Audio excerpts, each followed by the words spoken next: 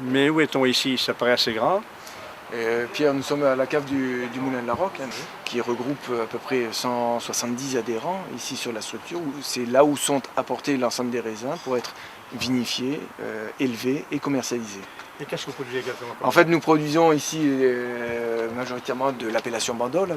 On fait à peu près 3% de blanc, 30% de rouge, et le reste étant élaboré en rosé, avec un cépage principal roi qui est le Mourvèdre, qui est vraiment le cépage caractéristique de l'appellation Bandol, qui donne aussi toutes ces lettres de noblesse à l'appellation Bandol.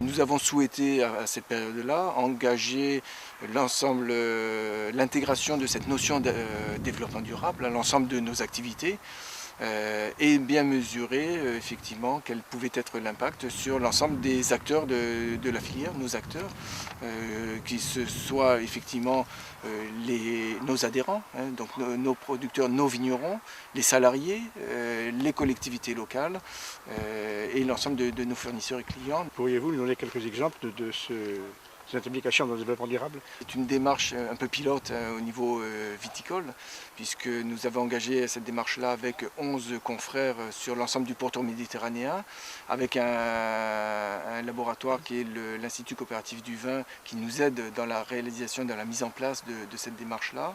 Le but de ce groupe pilote est de travailler sur tous les axes du développement durable, donc qu'il soit économique, qu'il soit social ou environnemental, et de pouvoir aboutir à une sorte de certification d'ici 2-3 ans, qu'on pourrait appeler norme ISO 26000, qui permettent de, à un moment donné, mesurer par le biais d'indicateurs à tous les niveaux, au niveau économique, au niveau social et environnemental, l'implication des structures dans cette démarche de développement durable. Il s'agit bien sûr de trouver une performance économique, c'est quand même important par rapport à nos structures, mais il faut que l'on soit capable de contribuer au développement économique au sens large du territoire.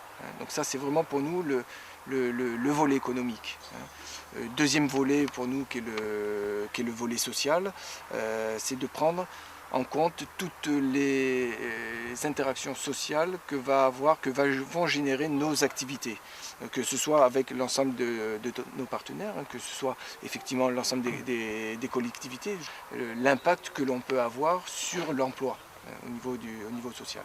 Sur cette parcelle-là, au lieu de mettre du désherbant sur la parcelle, on est en travail du sol intégral, donc on a labouré complètement la parcelle et donc on fait une finition à la main, voilà, donc on vous montre exactement ce qu'on fait, donc on nettoie le pied de la vigne complètement, ce qu'on appelle vulgairement piocher les vignes chez nous, donc voilà, c'est vraiment du travail du sol intégral, donc ça se pratique aussi en culture bio, mais nous on n'est pas bio mais on le fait quand même, mais c'est vraiment pour limiter le positionnement de matières chimiques au maximum, quoi. Donc, et en plus, ça régénère la vie microbienne du sol, donc c'est quand même quelque chose qui est assez intéressant. Aussi justement dans la mesure où le sol on n'en a qu'un, et si on veut le garder le plus longtemps possible, donc justement toujours dans l'hypothèse du développement durable, si on veut le garder le plus longtemps possible, il faut vraiment en prendre soin et le faire vivre et l'abîmer le moins possible. Dernier volet qui moi me paraît aussi très important dans le cadre du développement durable, qui est le volet environnemental. Il faut que l'ensemble de nos activités soient compatibles avec la préservation des sites, des terroirs, et maintiennent cette notion de biodiversité que l'on peut avoir sur ces terroirs, qu'il faut à mon sens que l'on redécouvre, que l'on se réapproprie, et l'impact bien évidemment, on le voit ici par rapport au terroir, l'impact paysager que l'on peut avoir. Est-ce qu'il n'y a pas de domaine contradictoire entre l'économique et le social? Parce que la recherche de produits compétitifs et la recherche, d'autre part, de maintenir le lien social, ne sont pas contradictoires? Non, pas forcément. Alors, effectivement, je crois qu'à un moment donné, on souhaite, nous, avoir une action sur le côté social. Et il faut C'est l'intérêt pour moi du développement durable, ce sont les 3 piliers. C'est-à-dire qu'il faut savoir jusqu'où on peut aller, jusqu'où économiquement c'est viable, de façon à pouvoir toujours continuer à préserver l'environnement et le côté Je social. vois cette question-là parce qu'on assiste maintenant dans beaucoup de domaines à des délocalisations vers les pays de l'Est où la main-d'œuvre est meilleur marché. Alors je me demande si le fait de rechercher la compétitivité pour vos produits ne pas nous amener à réduire le personnel que vous utilisez dans vos travaux différents, aussi bien à la cave que... Pour nous non. Derrière nous, l'enjeu est très important. On le voit ici. On est dans le cadre d'une appellation d'origine contrôlée.